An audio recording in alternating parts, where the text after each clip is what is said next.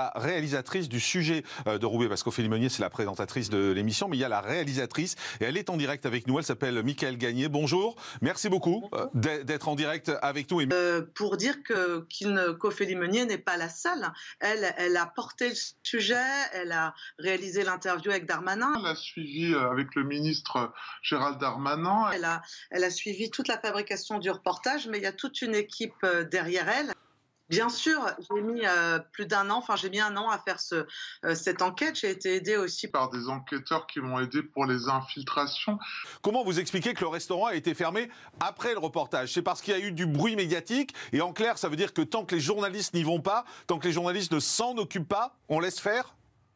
Alors moi je pense pas, parce que l'angle de notre sujet... C'était la réponse de l'État. L'angle de notre sujet d'ailleurs, c'était la réponse de l'État. C'était la réponse de l'État.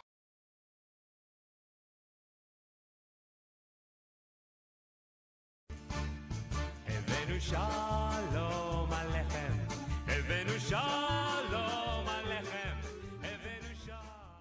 Et il se trouve que moi, je suis convaincue que l'État, depuis 2015 en tout cas, et aussi depuis Mera, a compris le danger, a compris l'enjeu de cette lutte contre le séparatisme.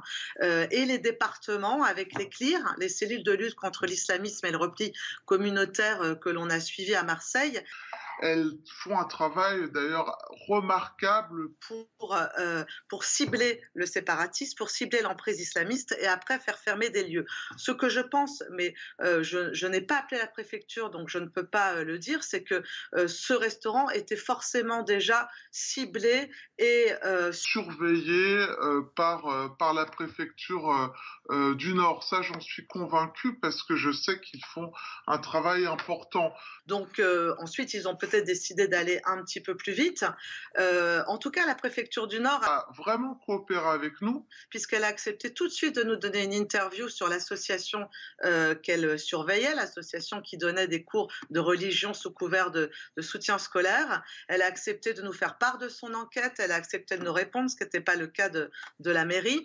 Donc je pense qu'évidemment, là, ils ont peut-être accéléré les choses. Mais le travail, c'était forcément des lieux qui étaient déjà sous surveillance.